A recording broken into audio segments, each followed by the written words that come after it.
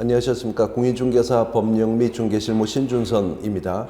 기초과정 공부하고 계시고요. 오늘 이제 16강 16번째 강좌는 우리 기초서 교재 51페이지를 보십니다. 51페이지에 보시면 계약금 등의 반환 채무 이행 보장이라고 하는 단원이 나오네요. 단원의 제목이 조금 깁니다. 계약금 등이라고 말하는데 계약금 등의 반환 채무요. 계약금 등의 반환 채무 이행 보장이라고 되어 있죠. 이 제도는요, 앞으로 부동산 학개론 시간에 에스크로우라고 하는 언급이 아마 나올 건데, 그 에스크로우 제도가 좀 변형된 형태로 공인중개사법에는 2000년 8차 개정 당시 도입된 제도고요. 이 제도는 부동산 거래에 있어서 이행 과정에서 동시행이 안 되기 때문에 매수 임차인들이 권리 침해를 받을 위험성이 있다는 것이죠. 이것을 어느 정도 좀 상쇄해 보고자, 줄여 보고자 도입을 한 제도인 건데, 먼저 사례로 보시면 이런 얘기입니다. 자, 예를 들어서 A라고 하는 자가 일동의 건물을 소유하고 있는데 이를 처분하고자 한다. 집을 하나 가지고 있는 A가 집을 팔려고 한다, 그 말입니다. 그래서 A가 이 건물을 매도하고자 개업공인중개사의 조력을 받고자, 도움을 받고자 개업공인중개사 B씨에게 건물의 매도 의뢰를 하였다는 거죠. 그래서 A, B 간의 중개계약이 체결되고 이제 A씨는 B의 의뢰인이 되었습니다. 이 상태에서 B 개업공인중개사가 중개활동을 통해 그런 집을 사겠다는 의사를 보이는 자를 찾아 역시 개업공인중개사 B와 C가 중개계약을 체결해서 C도 B의 의뢰인이 된 상태에서 이제 B 개업공인중개사의 중개로 인해 이 매도인 A씨와 저 매수인 C씨 간에 매매계약이라고 하는 것이 체결되게 되었다면 이 매매계약 체결로서 중개는 완성이 되는 거죠. 우리가 중개 완성이라는 표현을 이미 앞에서도 몇 차례 본 적이 있었습니다. 공인중개사법 25조에서 확인설명 의무를 공부할 때 25조 1항이 개업공인중개사는 중개 의뢰를 받았을 때에는 중개가 완성되기 전에 취득의뢰인에게 확인설명하라고 했었죠. 또 동법 동조 3항에서 중개가 완성되어 거래계약서를 작성하는 때에는 확인설명서도 함께 작성하라는 게 있었고요.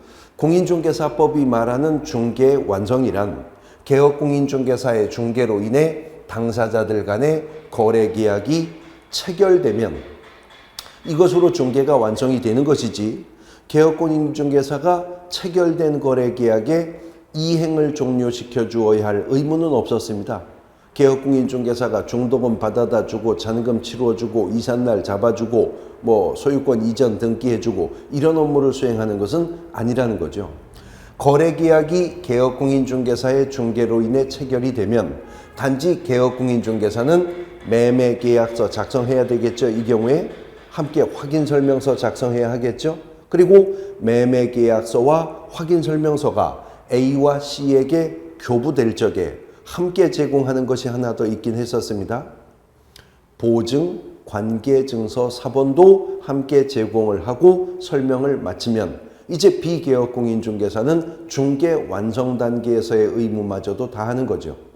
그러나 계약의 당사자인 A와 C는 이제 막 매매계약이 체결되었으니까 그 이행의 문제가 숙제로 남아있게 될 겁니다. 근데 예를 들어서 A와 C 간의 저 건물의 매매 계약이 총 거래금액 10억 원의 매매가 합의가 되었다면 통상적인 부동산 거래 관행상 계약금은 얼마가 되겠어요? 1억 원이 되겠죠. 물론 A와 C가 합의해서 이거보다 감액할 수도 증액할 수도 있지만 통상적인 부동산 거래에서의 계약금은 총 거래금액의 10%로 일반적으로 정해지게 되는 것이니까요. 또 만일 A와 C 사이에 중도금 지불 약정을 하되 통상적 거래 관행에 따른다면 보통 중도금은 총 거래 금액의 40~50% 정도 잡습니다. 그래서 A와 C가 중도금 4억 원을 지급하기로 합의를 했다는 겁니다. 그러면 잔금이 얼마 남겠어요? 5억 원이 남겠죠. 그래서 총 거래 금액 10억 원은 이제 계약금 1억 원, 중도금 4억 원, 잔금 5억 원으로 순차적으로 매수인에게서 매도인에게로 이전되어 가게 될 것입니다. 그런데 역시 또 통상적인 부동산 거래 관행상으로는 계약이 체결되어 계약금을 지급한 시점부터 잔금을 치르고 나서 물건의 인도, 인수와 등기 업무가 끝나 이행이 종료될 때까지의 이 기간이 바삐 가도 2달은 걸린다는 거죠, 보통 일반적으로. 그런데 이 이행 과정에서 동시이행이 전혀 이루어지지 않는다는 겁니다. 즉 우리나라 부동산 거래 관행에서 계약금 지급하는 날 매수인이 매도인에게 대문 열쇠 받아 마당을 쓰고, 중도금 치른 날 현관키 받아서 거실을 쓰고, 잔금 치르고 안방 들어가고 이렇게 야금야금 먹어 들어가는 게 아니죠. 계약이 체결되어서 계약금이 지급되었다면 매수인은 이미 1억 원을 매도인에게 지급했지만 아직도 저 건물은 A가 그대로 점유하고 있죠. 등기사항 증명서 갑구상의 명의자도 여전히 A인 겁니다. 중도금 지급일이 도래해서 중도금 지급을 완료했다면 매수인 입장에서는 총 거래 금액의 50% 해당 금액을 이미 이전을 했습니다. 그러나 아직 C가 A에게 넘겨받은 것은 없다는 거예요. 그러니까 이행 과정에서 동시이행이 안 되기 때문에 예를 들어서 중도금까지 치른 상태에서 매수인이 잔금 지급일이 도래하여 잔금 지급하려고 잔금 지급 장소로 나아갔는데 매도인인 A가 연락두절이에요. 그래서 그때 가서야 황급히 확인을 해보니까 이 A는 저 건물의 진정한 권리자가 아니었다. 진짜 주인이 아니었음이 확인이 되었다. 뭐 아니면 C가 A에게 계약금을 지급을 했는데 A가 악의적으로 이중 매도를 해서 중도금까지 지급한 상태일 수도 있고요. 이중 매도를 해서 다른 자가 먼저 소유권 이전 등기를 하게 된다든가 뭐 이런 여러 가지 이행 과정에서의 사고가 발생했을 적에 매수인이나 임차인들이 권리 침해받을 위험성을 줄여야 하겠다. 그래서 2000년 8차 개정 시 이 제도가 도입이 되었다는 것인데 지금 현행 공인중개사법은 31조의 근거 규정이 있고요. 그 31조 1항에 있는 내용이 우리 교재 51페이지에 1번 계약금 등의 예치권고의 괄호 1번 임의성이라고 하는 부분이 있죠. 거기 본문으로 들어 있습니다. 함께 읽어보시면 개업공인중개사는 거래의 안전을 보장하기 위하여 필요하다고 인정하는 경우에는 거래계약의 이행이 완료될 때까지 계약금, 중도금 또는 잔금을 개업공인중개사 또는 대통령령이 정하는 자의 명의로 금융기관, 공제사업을 하는 자, 신탁업자 등에 예치할 것을 거래 당사자에게 권고할 수 있다라고 하는 문장입니다. 자, 4줄 가까이 되는 문장인데 이 문장만 일단은 정리를 해보겠습니다. 문장 속에 있는 내용만 제가 여쭤보는 거예요. 거래의 안전을 보장하기 위해서 필요하다는 판단을 지금 누가 한다는 거죠? 개업공인중개사가 스스로 하는 거예요. 개업공인중개사가 중개활동을 하면서 거래의 안전을 보장하기 위해서 필요하다라고 하는 판단이 서게 된다면 개업공인중개사는 누구에게? 거래 당사자에게요. 거래 당사자에게 무엇을? 계약금, 중도금 또는 잔금을. 그래서 이 단원이 계약금 등이라고 언급하고 있는 이유가 이것이구나 하는 걸 알 수 있죠. 계약금뿐만 아니라 경우에 따라서는 중도금도, 경우에 따라서는 잔금도 해당될 수 있기 때문에 지금 계약금 등이라고 말을 했다는 건데요. 그 계약금 등을 어떻게 할 것을? 예치를 할 것을 거래 당사자에게 어떻게 할 수 있다고요? 권고할 수 있다는 거죠. 권고할 수 있다. 결국 개업공인중개사가 거래 안전 보장을 위해서 필요하다고 판단하면 거래 당사자에게 계약금이나 중도금이나 잔금의 예치를 권고할 수 있다는 거죠.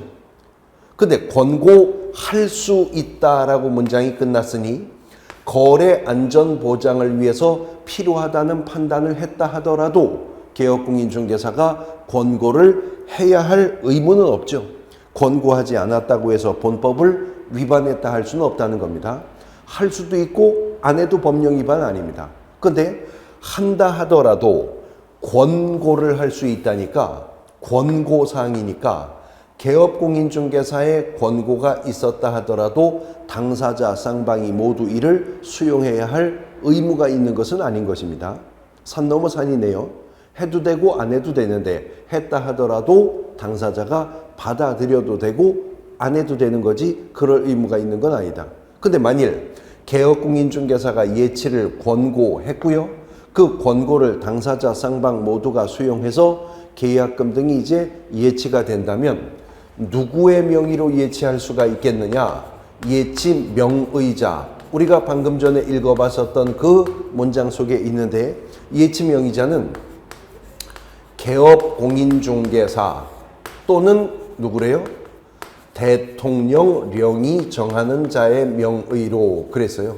그러니까 일단은 개업공인중개사가 예치명의자가 될 것이라고 법률이 31조를 통해서 정했고 대통령 외에도 개업공인중개사 외에도 예치명의자가 될 수 있는 자가 있는데 그것은 대통령령 즉 시행령으로 정해질 것입니다. 그 말이죠. 그래서 공인중개사법 시행령은 예치 명의자가 될 수 있는 자의 범위를 구체적으로 정하고 있는데 모두 6입니다. 6. 그래서 우리 51페이지 맨 밑에 대통령령이 정하는 예치 명의자들이 나오죠. 첫 번째는 은행입니다. 금융기관이요. 은행, 금융기관이 예치 명의자가 될 수가 있고요. 공제사업을 하는 자가 예치 명의자가 될 수가 있고요. 신탁업자가 예치 명의자가 될 수도 있고요. 또 우체국 예금보험에 관한 법률상의 채신관서, 또 보험업법상의 보험회사, 그리고 마지막으로는 계약금이나 계약 관련 서류의 예치를 전문으로 수행하는 회사, 즉 에스크로우 회사가 예치명의자가 될 수도 있다는 거죠. 개업공인중개사나 대통령령이 정하는 이들의 명의로 이제 어디에다가 예치할 수 있느냐? 예치기관에 관한 문제인데 그것은 앞서서 읽어봤었던 그 4줄짜리 문장 속에 있었습니다. 금융기관 또는 공제사업을 하는 자, 신탁업자 등이라고 했었죠. 여기에 예치를 할 것을 개업공인중개사가 거래 당사자에게 어떻게 할 수 있다? 권고할 수 있다라는 겁니다. 할 수 있다니까 의무가 아니라고 했어요. 또 한다 하더라도 권고를 하는 것에 불과하기 때문에 당사자가 받아들여야 할 의무가 있는 것도 아니라는 거죠. 근데 해도 되고 안 해도 되는데 개업공인중개사가 예치 권고를 했고요. 그 예치 권고를 매도 임대인 등도 수용해서 계약금 등이 예치가 되었다면 이제 매수인이나 매매계약에서 임차인, 임대차 계약에서 권리 침해받을 가능성을 대폭 줄이는 효과가 발생하죠. 근데 문제는 특히나 우리나라에서 부동산 거래는 사슬적 구조로 거래가 이루어지기 때문에요. 통상적으로는 한 필지 땅을 팔았으면 돌아서서 또 어디 가서 땅 살려고 하죠. 집을 하나 팔았으면 또 어디 가서 하나 살려고 해요. 근데 매도인 입장에서는 계약금이나 중도금 등이 예치가 되어버리게 되면 땅이나 집을 팔고도 돌아서서 어디 가서 새로 매입한 부동산에 계약금, 중도금 등을 지급할 자금이 없어 자금 회전의 문제가 생길 수도 있겠죠. 그런 문제가 생기면 매수 임차 의뢰인은 개업공인중개사의 예치 권고를 반색하며 좋아하겠지만 매도 임대인 등이 예치 권고를 받아들일리 만무하지 않겠느냐. 그러면 예치 권고 제도가 제대로 작동하지 않을 것이다. 그래서 입법자는 한 페이지 넘어가 보시면 52페이지 3번에 예치된 계약금 등의 사전 수령이라는 제도도 함께 두고 있는 것입니다. 거기 보면 계약금 등을 예치한 경우 매도인, 임대인 등 계약금 등을 수령할 수 있는 권리가 있는 자는 당해 계약을 해지한 때 계약금 등의 반환을 보장하는 내용의 금융기관 또는 보증보험회사가 발행하는 보증서를 계약금 등의 예치명의자에게 교부하고 계약금 등을 미리 수령할 수 있다. 정리하면 이 계약금 등이 예치가 된 경우입니다. 계약금 등이 예치가 된 경우라 하더라도 계약 해제 시 반환을 보증하는 보증서가 있다면, 계약 해제 시 반환 보장하는 보증서가 있다면 이미 예치가 된 계약금 등도 매도 임대인 등이 사전 수령할 수 있다. 미리 땡겨 쓸 수가 있다는 거죠. 단 예치 권고를 받아들여 이미 계약금 등이 예치가 되었는데 예치가 된 계약금 등을 사전 수령하려면 계약 해제 시 반환을 보장하는 보증서가 필요하다. 근데 그 보증서를 발행해 주는 기관, 이 보증서를 발행할 수 있는 기관은 어디라고요? 금융기관 또는 보증보험회사라는 거죠. 금융기관이나 보증보험회사에서 발행해 준 보증서를 누구에게 교부한다면?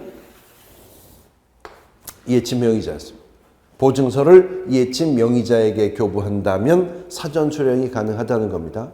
그러면 예치명의자가 누구였었는데요? 개업공인중개사 또는 대통령령이 정하는 자들이 예치명의자였었죠. 그런데 명의는 이들의 명의로 예치가 되어 있다고 하나 그 예치된 금원이 예치명의자도는 아닌 것이죠. 당연히 예치명의자는 자기 개인 예금 통장에 합산하여 예치하면 안 되겠죠. 별도의 예치관리 통장을 개설해서 유지를 해야 될 것입니다. 그런데 입법자가 보니까 대통령령이 정하는 자들은요, 다 하나같이 공신력을 가진 기관 또는 단체들이죠. 법인이고요. 근데 법이 개업공인중개사도 예치명의자가 될 수 있다고 했는데 입법자가 보니까 이자가 예치명의자가 되었을 때에는 중도 인출사태 같은 문제가 발생할 수도 있지 않겠느냐라고 하는 겁니다. 다시 말해서 지금 방금 전 들었었던 사례 중에서 비개업공인중개사가 A와 C에게 거래 안전을 보장하기 위해서 필요하다고 계약금과 중도금을 비개업공인중개사 자기 명의로 은행에다가 예치를 할 것을 권고했습니다. 근데 이러한 비개업공인중개사의 예치 권고를 받아들인 A와 C가 여기에 승낙을 하여서 계약금 중도금 도합 5억 원이 개업공인중개사의 명의로 은행에 예치가 되었거든요. 그런데 예치가 된 후에 개업공인중개사 B가 보니까 후일 잔금 치르고 물건 인도 인수와 등기까지 한 2달은 좋게 걸릴 것 같더라는 거죠. 그러니까 비개업공인중개사가 이런 생각한 거예요. 요즘 같은 초저금리 시대에 5억 원 은행에 2달 넣어봐야 이자가 얼마나 되겠나. 그 5억 원을 2달 동안 좀 굴려보자.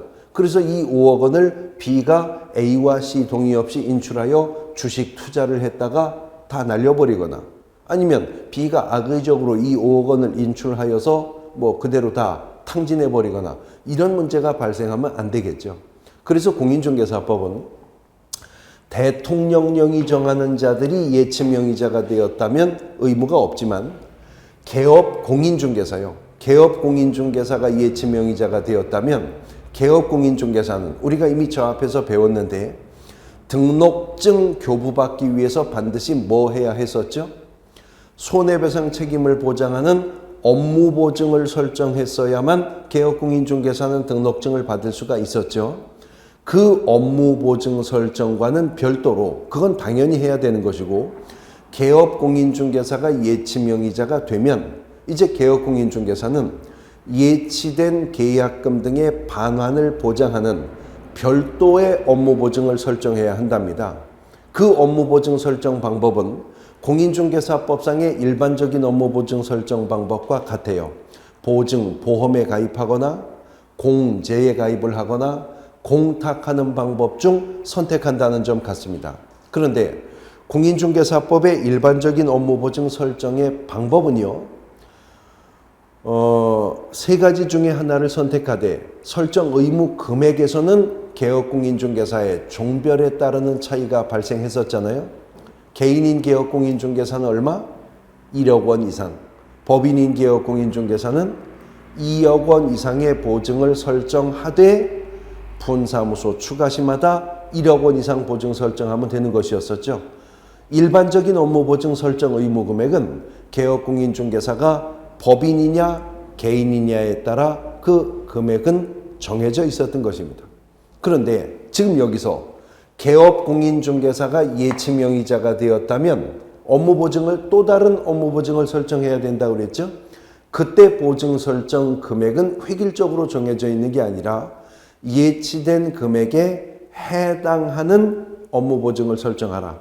그러니까 비개업공인중개사의 명의로 계약금과 중도금 합산금액 5억 원이 은행에 예치가 되었다면 이제 비개업공인중개사는 5억 원짜리 보험에 가입을 하거나 공제에 가입을 하거나 공탁을 하고 관계증서 사본을 교부하고 설명해야 될 의무가 비개업공인중개사의 명의로 예치가 되게 되었다면 그 조건부로 발생하는 의무가 된다는 겁니다.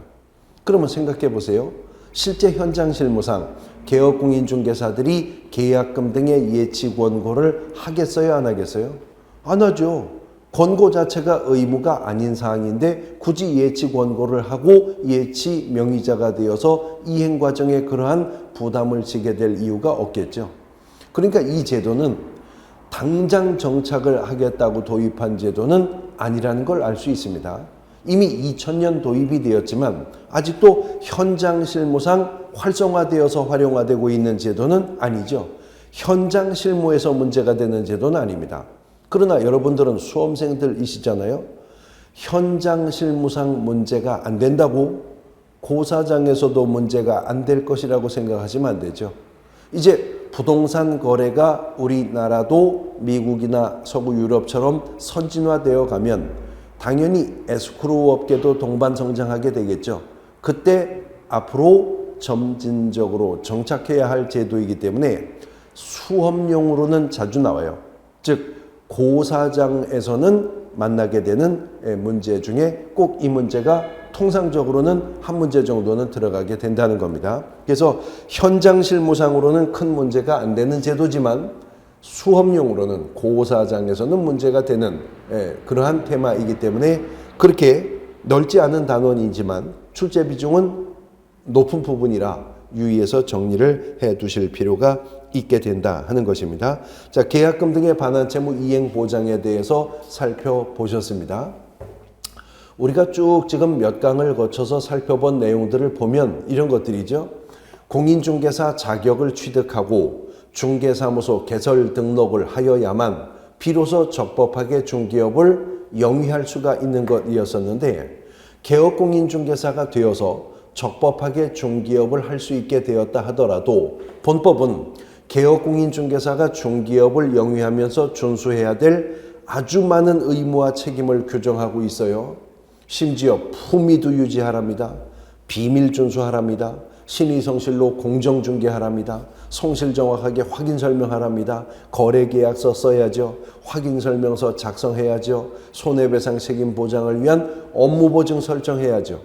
또 하라는 것들만 많은 게 아니라 하면 안 된다는 것도 많았었잖아요. 의뢰인과 직접 거래하면 안 된다. 당사자 쌍방대리하면 안 된다. 법정 보수 실비 초과해서 금품 받으면 안 된다. 부동산 투기 조장하면 안 된다. 자, 이런 많은 의무와 책임을 개업공인중개사는 부담해야만 또 손해배상 책임의 위험 부담을 감수해야만 중개업을 할 수 있다는 것인데 그런 많은 의무와 책임을 부담하고 위험 부담을 감수하면서까지도 개업공인중개사가 중개업을 하는 이유가 무엇일까요? 지금 이 강좌를 듣고 계신 여러분들 다 중개업 적법하게 영위하고자 하는 자격을 얻기 위해서 이 공부 시작하셨을 건데 그 왜 하시려고 하십니까? 혹시 이 강좌를 듣고 계신 분 중에 국민의 재산권을 보호하는 공익적 직무를 수행하고자 하는 소명을 받아서 이거 공부하시는 분 계신가요? 계실 수도 있죠. 그러나 대부분은 돈 벌려고 하는 것이잖아요. 돈 벌려고 하는 것이죠. 영업을 목적으로 이 공부를 하는 것이죠. 다시 말해서 개업공인중개사는 공인중개사법상으로는 의사, 변호사, 약사, 판사와 같은 전문 직업인의 지위를 가지고 있기도 합니다만 또 일관된 대법원의 판례의 관점에서 봤을 때 개업공인중개사는요, 상법상 상인의 지위가 인정이 되는 것입니다. 그래서 부동산 중개계약은 개업공인중개사와 의뢰인 간의 중개계약을 체결할 때 보수 지불 시기나 금액에 대한 구체적인 합의가 없다 하더라도 언제나 중개계약은 유상계약이 된다는 것이죠. 왜냐하면 개업공인중개사에게 상인보수 청구권이라고 하는 것이 인정되기 때문에 그렇습니다. 개업공인중개사 궁극적 목적은 돈을 벌려고 중개업을 하는 것입니다. 영업을 목적으로 중개업을 하는 것이죠. 그래서 중개업이죠. 업.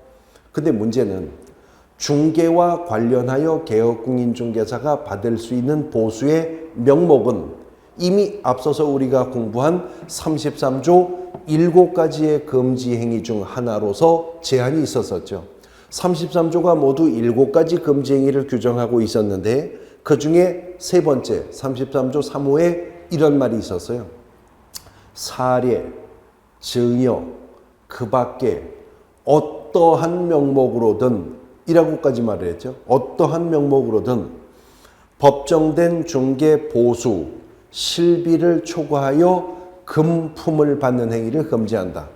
금전을 받는 행위도 아니고 금품을 받는 행위. 금전은 물론이고 물품을 받는 행위조차도 법정된 중개 보수와 실비를 초과해서는 안 된다는 거예요.